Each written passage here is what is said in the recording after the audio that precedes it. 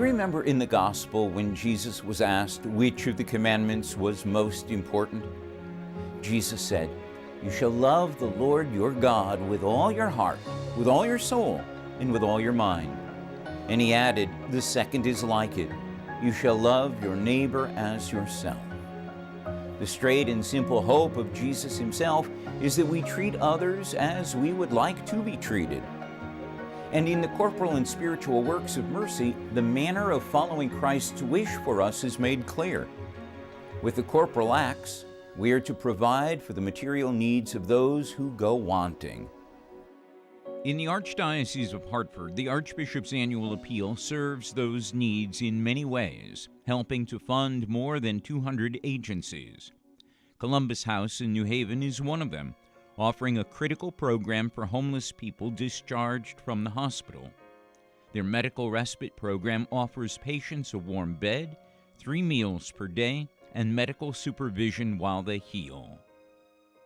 We have nursing services on site upstairs to help people really recuperate and get back to health before they move on to the next steps in their lives. We've heard and seen people who have moved through homelessness who actually work for us now, which is kind of a remarkable story. And we know how important our work has been to help them move on from homelessness into more stability in their lives. The respite program aims to keep patients from getting readmitted to the hospital and therefore cuts down on public health care costs. Columbus House estimates that it saves Medicaid at least $12,000 per patient in the year after they enter the respite program. It wouldn't be possible to do all of this if it were not for the Archbishop's annual appeal. The Archbishop's funding is critical to help us continue to do the good work that we do and to fill that gap that government funding leaves. So it's vital to the work that we do. St. Vincent de Paul Mission in Waterbury is feeding the hungry through its food pantry. The organization says it provides 40,000 to 60,000 bags of groceries per year.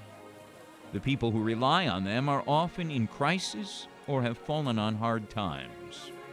And then they have to make some very difficult choices. Those choices might relate to, do I pay for food or do I pay for rent?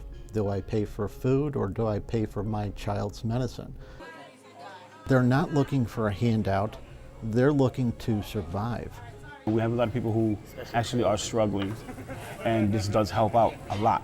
It's a very good thing that we have a place like this over here, and that we have donors who are able to give help to us, and we really appreciate that. St. Vincent de Paul Mission receives money from the Archbishop's annual appeal to run its 8 programs, including the food pantry. So we need the Archbishop's annual appeal to operate. If the people that are in our community are stronger, we all benefit. The South Park Inn has had its doors open nonstop since 1984, keeping men, women, and children warm and fed. But the shelter also looks to especially help homeless military veterans. Some of them have had post-traumatic stress disorder, some have had substance abuse issues. Our role is to really help them in any way that we can. South Park Inn serves between 20 to 60 veterans each week by designating a certain number of beds each night for them and offering a weekly drop-in program. We recently had 3 homeless veterans staying in our shelter. They had never met before, and they became friendly while staying at the shelter. And through working with our case managers, etc., they realized if they combined their resources, that they could afford their own apartment. So these 3 gentlemen are now on their own, doing extremely well. They have their own apartment, and they're able to support themselves, and they also have friendship.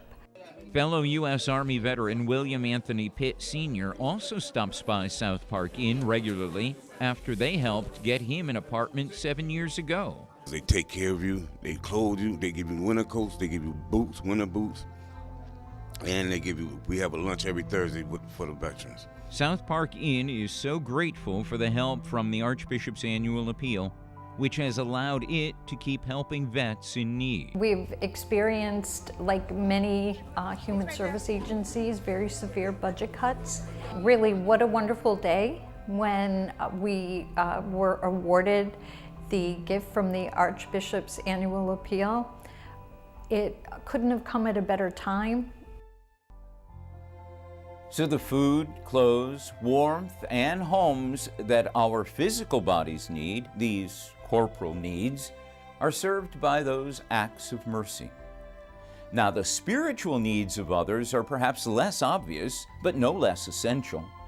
The spiritual works of mercy include prayer for others and tending to the doubtful, the ignorant, sinners, and those afflicted. Jesus also tells us to forgive and to turn the other cheek, to bear wrongs patiently. No easy thing to learn or to practice. But another beneficiary of the annual appeal is where dozens of programs work to help people learn, grow, and practice their Catholic faith. That's at the Archdiocese Office of Education, Evangelization, and Catechesis. This includes preparation for sacraments, adult formation, formation for parish leaders, youth ministry, and now increasingly young adult ministry, the Catholic Biblical School, as well as our Catholic schools throughout the 3 counties of the Archdiocese. The Office of Education, Evangelization, and Catechesis also offers an 18-month training program for those wishing to learn how to run ministries in their parishes. We believe we are assisting our priests throughout the Archdiocese in giving them others who can assist them in their important work of evangelizing in the parishes. A real practical example of the corporal and spiritual works of mercy can be found in our Catholic schools. The Assistant Superintendent of Academics for the Archdiocese shares one example from when she was a principal. At one point, we had a child who did something he probably should not have done and had a bit of a suspension in school that day. And it was a snowy morning the following day when he was supposed to serve it. So I got up in the morning and I got to the school very early to make sure that everything was set because of the plows and whatnot. This child was already there shoveling, never being told or asked. And I said, "Louis, what are you doing here?" He said, "I don't want my teachers to have to walk through the snow to get to school today, to get to the classroom. They're going to be here, and what can I do?" And I thought, your punishment is served. And isn't this just the sense of service for others that the Archdiocese seeks to instill in all of its students? And therefore, each child enjoy a personal relationship with Jesus. They go by and they can look at a statue of Jesus, and I've seen a little child, a 3-year-old, say, "I know him." And that's beautiful. That's what it's all about. And those are the relationships that they're building. And the future is being built with a pastoral planning process to better serve the Archdiocese. In some cases, consolidated Catholic schools, like this new combination of student bodies at the Catholic Academy of Waterbury, present Catholic values of service to others, as well as the classic stream curriculum. That's a combination of science, technology, religion, the arts, and math in a curriculum preparing students for a scholastic career of excellence, as well as an appreciation for service to others. So thanks to the generosity of people like you who value the benefits of an education in Catholic schools, parents unable to financially provide for their children are receiving support. With scholarships and tuition assistance, their children can attend Catholic schools for a quality education available nowhere else. Now it's up to us to do the good things that Jesus wants us to do. Like the meager offerings of barley loaves and fishes in the Gospel miracle account, what we generously provide can combine and be multiplied to serve a multitude who need our assistance in a contemporary miracle of our own. Thank you for what you can provide.